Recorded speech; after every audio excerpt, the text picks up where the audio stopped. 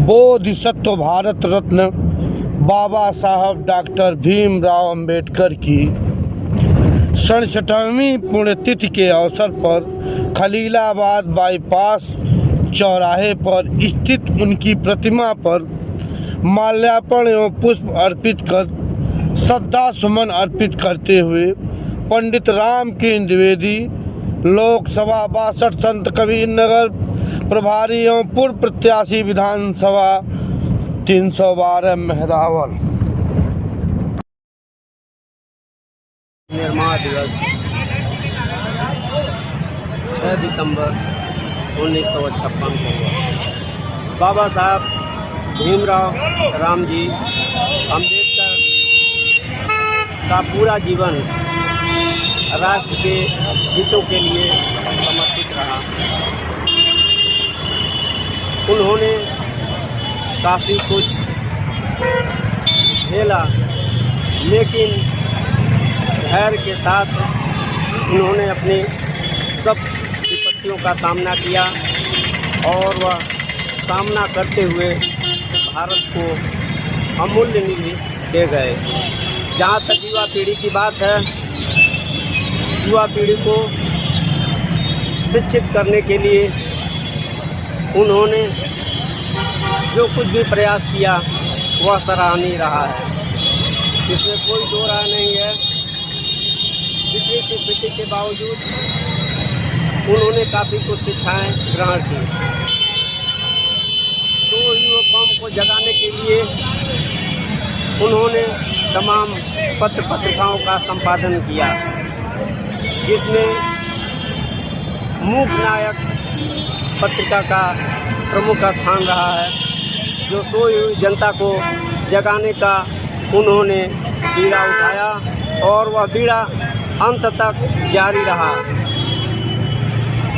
किसी भी पीढ़ी के लिए युवाओं का एक महत्वपूर्ण स्थान होता है।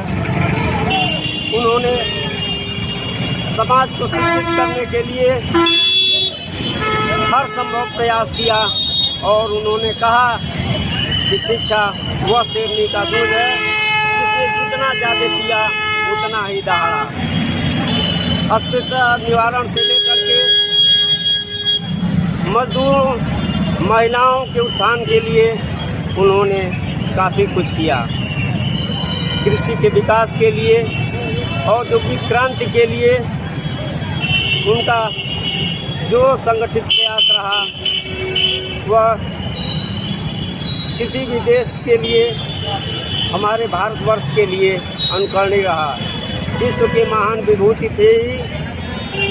अंततोगत्वा भारत सरकार ने 1990 में भारत रत्न जैसे सर्वोच्च सम्मान से अलंकृत किया।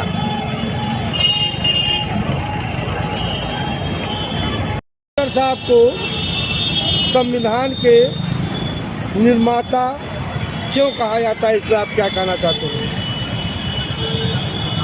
हमारा भारत का संविधान एक जीवंत दस्तावेज है। बाबा साहब भीमराव अंबेडकर अद्वितीय प्रतिभा के धनी थे और विद्वान थे।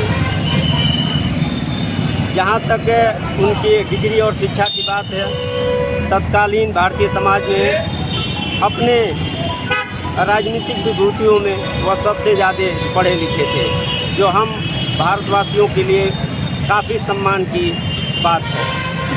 आज भीमराव अंबेडकर जी भारत ही नहीं पूरे विश्व में पूजे जाते हैं। युवाओं के उत्थान के लिए, अपनी सोई हुई कौम को जगाने के लिए उन्होंने वह सब कुछ किया जो होने लायक रहा है।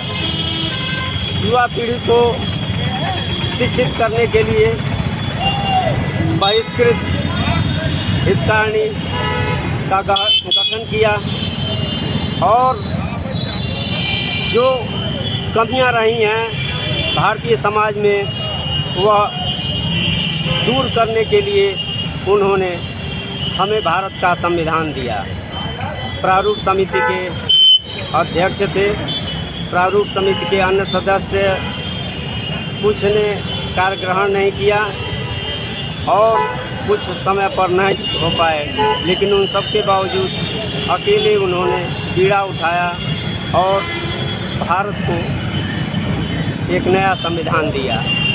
आज जो कुछ हमें दिखाई दे रहा है, जो हमारा भारत आधुनिकता की ओर आगे बढ़ रहा है, विश्व गुरु की ओर अग्रसर हो रहा है, वह सब हमारे संविधान की देन है और वह देन हमारे बाबा साहब भीमराव रामजी अंबेडकर की देन है।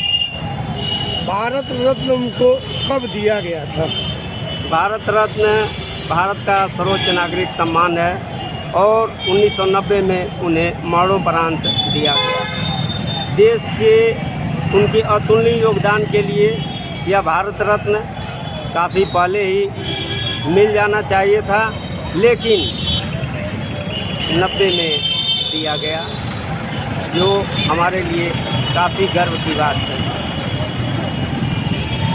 बाबा साहब भीमराव जी के योगदान को चाहे आर्थिक दृष्टि रही हो, चाहे रिजर्व बैंक की स्थापना की बात रही हो, चाहे महिलाओं के सशक्तिकरण की बात रही हो, चाहे मजदूरों के सशक्तिकरण की बात रही हो, वह सब बाबा साहब भीमराव रामजी अंबेडकर ने किया। आज जो काम के घंटे हम देख रहे हैं, जो पहले 14-14 घंटे तक मजदूरों के लिए रहता था, वह जो समय है बाबा साहब की वजह से ही आज 8 घंटे कर दिया गया है। महिलाओं के उत्थान के लिए उन्होंने जो किया वह काफ़ी अनुकरणीय रहा है। बहु विवाह प्रथा को भी उन्होंने समाप्त करवाया। हिंदू दत्तक ग्रहण, अस्पृश्यता निवारण, इन सभी विषयों पर बाबा जी के साहब के योगदान को भुलाया नहीं जा सकता है।